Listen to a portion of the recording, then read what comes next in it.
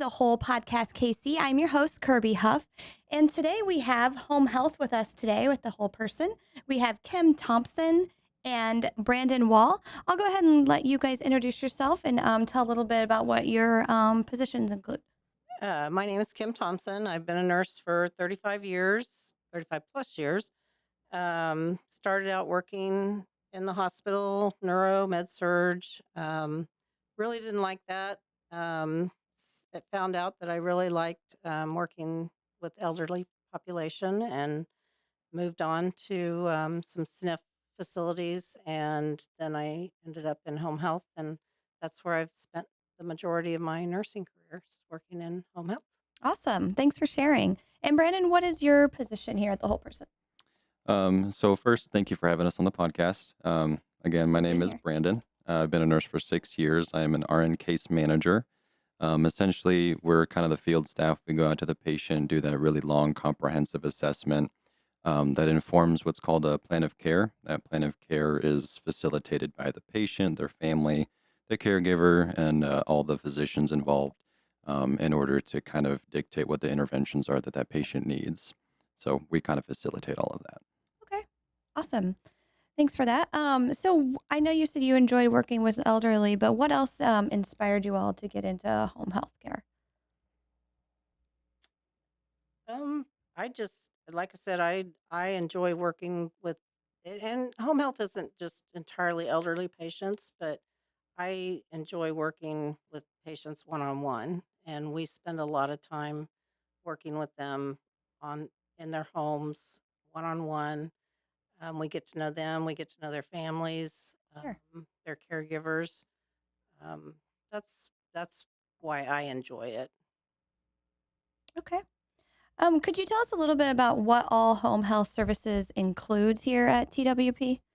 We have several different programs at TWP. We have skilled nursing, we have uh, physical therapy, occupational therapy, speech therapy, and social work services that we offer.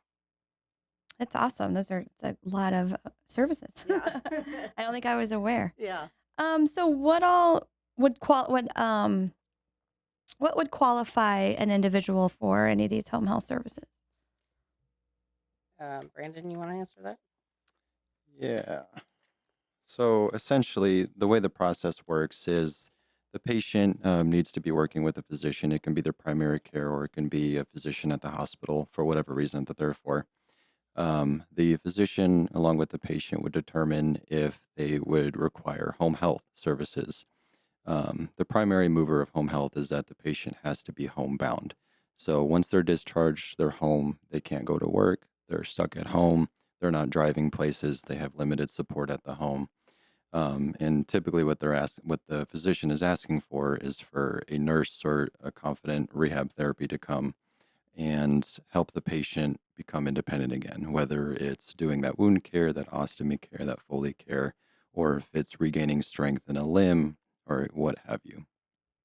Okay. Can you walk us through the process of getting started with home health services? Yeah. So again, it starts with that referral. Once we have the referral, it gets sent to our company. We go through the company. We see that the patient is eligible and make sure that all the I's are dotted and the T's are crossed. Once we do that, we call the patient as soon as possible. We initiate care within 48 hours. It is at their home, so it's pretty convenient, or their place of residence. We'll travel out there. We'll do our pretty long, comprehensive assessment. We're going over vital signs. We're going over medications. We're going over every system of the human body, essentially, including history, any biographical data, demographical data, and that again helps us to inform that plan of care. Once we have that long, comprehensive assessment done, we submit all that information to the physician. They sign off. They say, yes, your plan of care is relevant. It's feasible. It makes sense. Go ahead and do what you want to do. Okay. Are there a certain amount of hours that they're allotted each month or week, or how does that work? For the most part, it's the plan of care that dictates it. Sometimes you get patients that have specifically stated we need to have them seen once a week, twice a week, three times a week. Sometimes it's just after we do our assessment, we have our best RN judgment or nursing judgment. And we Hmm. let the doctor know, hey, the patient needs 1 to 2 to 3 visits a week. Sometimes it's once a month, sometimes it's twice a month. It just kind of depends on the patient. Every need is a Sure. little bit difficult to determine right then and there. Usually it's not hours type thing. It's more of a visit type thing. Oh, okay. So it's usually less than an hour. We go in, do our visit, which might be wound care, ostomy care, physical therapy, and then we leave. So it's not a per hour thing. Right. Just depending on the needs. Yeah, Okay. yeah. That makes sense. What are the primary types of skilled nursing, and how does that help your consumers? Um, it's a pretty broad topic. As a nurse, we perform vital signs assessments, wound care, ostomy care, Foley care. We can do central lines, medications. There's just a whole multitude of things. Essentially, the whole purpose is if a patient comes with a need in one of those areas, we identify that need, we come up with a solution that the patient is involved with, kind of get them to a point where they can be independent. Um, the whole purpose of home health, as opposed to any other kind of healthcare, is that we want them to improve. That's kind of the standard is that they will get better because of our interventions. We're not just trying to maintain the status quo. Okay. So, how do your services with wound care and ostomy care unique? How are they unique to different needs of the consumer? Every patient comes with their own referral, their own unique history, their own unique needs. Kind of piggybacking off of the previous question and answer is we do perform the interventions, whatever they may be, at first. We heavily involve the patient with that intervention. The more visits that we have with them, the more time that we get to spend with them, the more we can incorporate them into performing it. Once we feel that they're at a competent level, and they have a good confidence to perform the intervention on their own, then we can kind of consider them more independent with their cares, and they're self-sufficient. They no longer need nursing or rehab or whatever. Okay. All right. We're going to take a quick break, and we'll be right back with home health. At TWP Catering, we are more than just mouth-watering sandwiches and salads. We're on a mission to make a difference. How do we do this? By empowering individuals with disabilities to learn essential cooking skills through our Employabilities program. Every bite you take supports a brighter future for someone striving to be more competitive in the job market. TWP Catering, where every sandwich, salad, and dessert serves a purpose. Order with us and make a positive impact today. It's catering with the social conscious.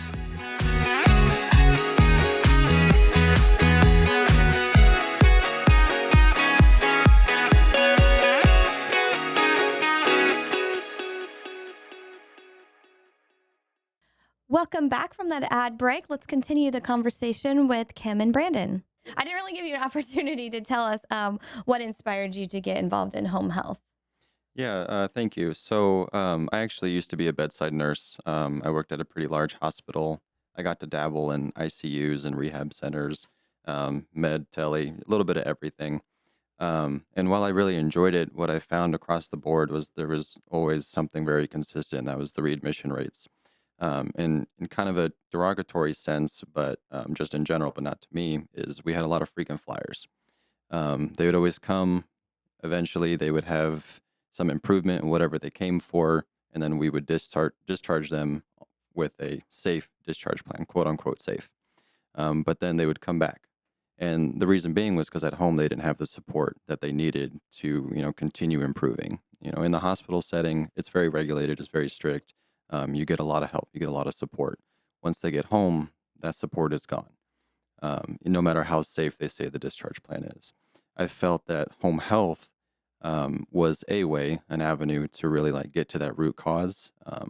Now I'm in the person's home where they have all the power in the world to kind of see how they want their care to be done.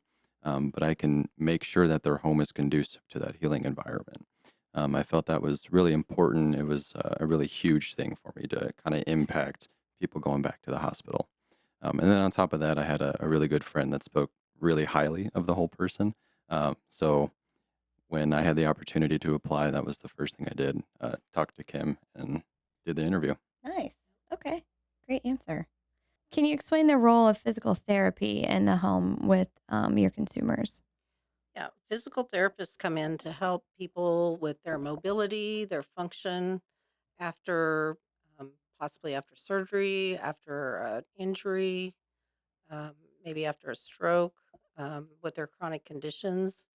They'll come in and teach them some exercises, possibly some balance training, teach them, hopefully keep them from falling, just strengthen their body and and hopefully get them stronger so that they can go back to their normal activities of daily living.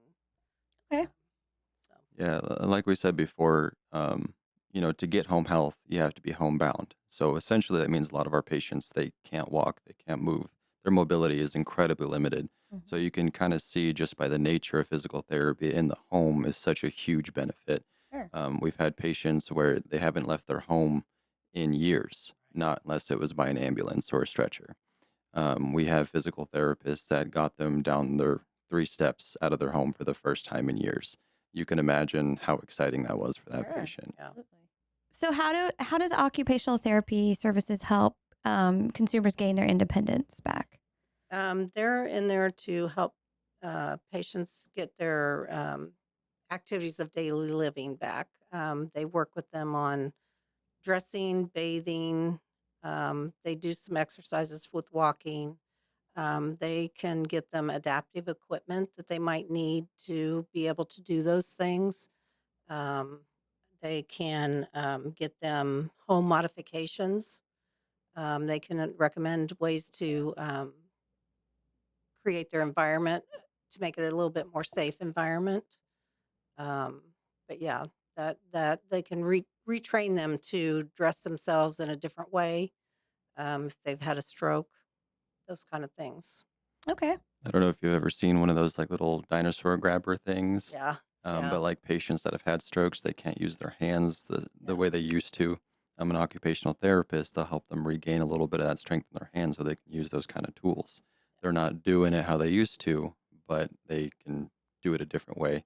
Sure. Occupational therapists, they have to be very creative in nature. right, right. Okay.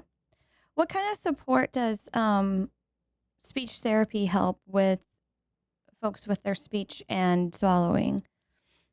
Speech therapists, they work one on one with the patient to help with cognitive issues. They maybe have to teach somebody that's had a stroke how to re-talk. Um, it's like a child learning to talk sometimes. They have to teach them the alphabet again. They have to teach them how to read. Somebody that's had a stroke might not be able to see out of one eye, so they have to teach them how to use the other eye to read. So they have a lot of different techniques that they use. Same with swallowing. There's different techniques of swallowing. They might have to have thickened liquids, those kind of things to make it safe for them to eat regular food or drink regular liquids again. Okay. It can even help with taking medications. A lot of patients, they have many medications, and taking all at once can be pretty dangerous. Right. So speech therapists can help them identify strategies to take them one at a time, or a couple at a time, or just with certain foods. It's the little things that we really don't think Sure. about. How do your medical social services help manage their needs? The social services encompasses the patient's whole being. They are dealing with their emotional, their physical, financials. They're there to try and get them support. A lot of patients don't have family. They don't have financial resources. They maybe have food disparities. They need someone to help them do all this. So they're there to hopefully get them set up with some Medicaid services, um, some Meals on Wheels. What makes TWP Home Health Services different from others? So I love this question. Um, what's great about the whole person, the company in general, is that we have a very solid foundation. We also have a very solid history. The whole person, established in 1978, that's 46 years worth of improving our craft to our own patient population. What's also really amazing is, home health is just one department within this entire company, meaning that, we take care of these people or we help these people before and then during home health and then even after. Um, it's not just home health. We really are the holistic approach. We are the whole person. There's no other home health agency out there that can claim the same thing. Okay, great answer. Can you share a success story or anything memorable that sticks out to you with your experience here? We were talking about this earlier, and it's hard to really pinpoint one success story because there's we've had so many Yeah, over and the it's years. almost difficult to say success because a success story kind of implies that the story is over. Yeah, But so many of our patients keep in contact. They right. do ask for us again. Things happen, Right. so they see us again. So it's like one constant story, full of ups and downs. Sure. That's the nature of home health. But a lot of ups as well.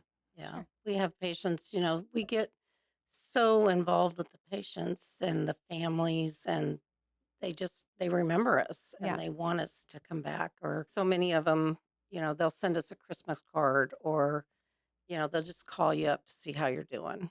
And that's awesome. that So you're that building makes you long-term feel, relationships. yeah, you Mhm. build a long-term relationship with Right. them and their families. And that's, in my mind, that's a success. How do you confirm that the quality of care reaches their expectations?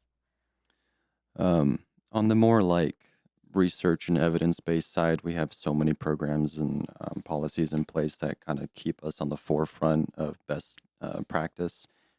We have something called QAPI. It's a standard across the board, but quality assurance and performance improvement.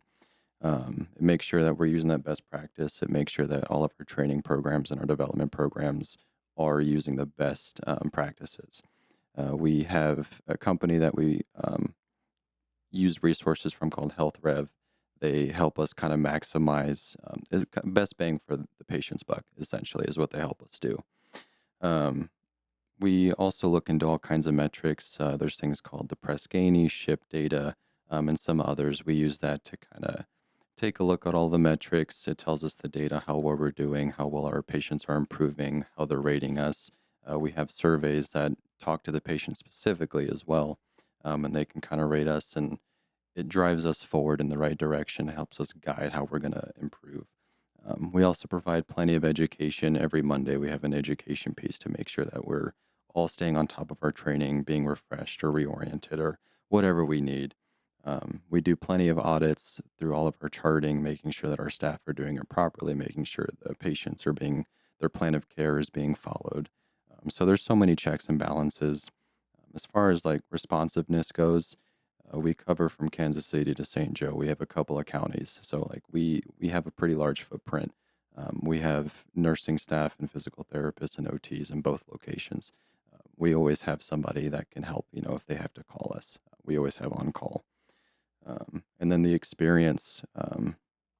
We have patients, or I'm sorry, not patients. We have staff members that have been a nurse for 35 years. We have some very expert level nurses. So we have everything across the board. Wow, that's wonderful. What types of insurance is accepted for home health services? Well, we probably need to back up a little bit and talk about um, what home health covers. Home health is, there's three different really types of home health. There's what we commonly call home health, Mhm. and that is covered by Medicare. There's there's traditional Medicare, there's Medicare Advantage, and then we also provide um, home health that's covered by commercial insurance plans. Under the Medicare traditional, that's just Medicare A and B. There's um, under the Medicare Advantage plans, there's several different companies that cover that. It's like Aetna, United Healthcare. There's Cigna. There's Evacor. There's just a lot of different ones. Sure. And those are more like an insurance company. We have to get approval from those for our visits. Some are a little more difficult to get approval for. So, and they're treated just like an insurance company. So, the Medicare traditional is a little bit easier. We don't have to get approval for those visits. We just do those visits, and they may at some point come back and audit the chart, but we just bill those. But the Medicare Advantage plans, they may do a pre-determination audit and determine that the patient's not eligible for services. They may do a post audit and determine that the patient's not eligible for services. And so we may have provided services and those might not be covered. So yeah, it is a kind of a tricky balance Insurance to always is. I feel yeah, like. it is. It's kind of a tricky balance. But then there's also in-home care, which is usually covered by Medicaid.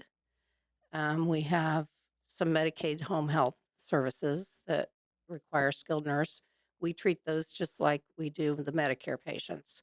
They don't necessarily have to be homebound, but they have to have a skilled need. So those are billed through Medicaid. And then there's what they call private duty services. And those private duty services are usually paid by the patient. Um, Medicare services are always paid by Medicare. We cannot bill the patient for any more than what Medicare pays for.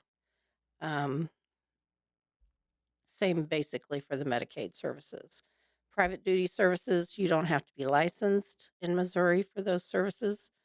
So there's lots of different companies out there that um, provide those services. So you kind of really have to be pretty choosy on who you pick because they don't have to be licensed. But the other two do have to be licensed. Okay. So And what about the billing process? How does that work? the billing process, we have a company that does our billing. Um, and it's pretty easy for us. We just send everything to them. They actually do our coding and everything. Oh, nice. So yeah, it's all incorporated into our software. Yeah, they're one of those entities that help with the checks and balances that I was talking Yeah. about earlier. Yeah, They're going to ensure that our audit, or not only that our audit is good to go, but that our charting is just Right. good to go from the very beginning. right. Okay. What how can individuals in need of home health get started with the services? Well, they can contact us locally. Just give us a call. Our number is 816-364-0900. Or they can, most generally, patients are in the hospital and they're provided with a list of home health agencies. They will be asked to make a choice and they have to specifically ask for us. If they say, oh, I don't know, the hospital might make a choice for them. But if they specifically say they want the whole person, then the hospital should honor that. Sure. So, yeah. Okay, well, that's all the questions I have. Is there anything that we didn't cover that you want to add or anything you want to talk about specifically? No, Nothing that comes to Just- mind. But Okay. if Just we can be think of sure things. and ask for us by name. Ask for the whole person. We can provide Absolutely. total care for you. Okay. So, Wonderful. Well, thanks so much for being here today. I really appreciate your time. Yeah, thank you for having right, us. thank All you for right. having us. Yeah. For our upcoming events, we have Mind's Eye View, which is the first Monday of each month. We have Tech Talk is the second Monday of every month. And we have bowling, which is for all of our consumers in KCK. And that's the third Wednesday of every month. And for more information or for additional support groups, go to thewholeperson.org and click on the calendars tab, and you can see all of our upcoming events and support groups.